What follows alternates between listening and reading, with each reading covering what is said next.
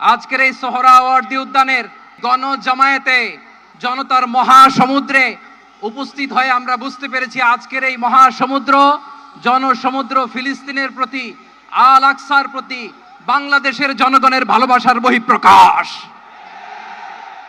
আমরা আজকে সংহতি প্রকাশ করব আমাদের মুসলিম ভাইদের উদ্দেশ্যে। নারে তাকবীর, দিন ইসলাম, দিন ইসলাম, ফিলিস্তিন, ফিলিস্তিন, আল কুদুস, আল Quddus.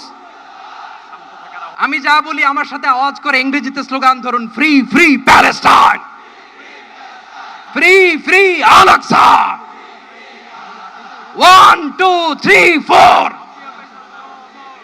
genocide no more, from the river to the sea, Palestine will be free. Nare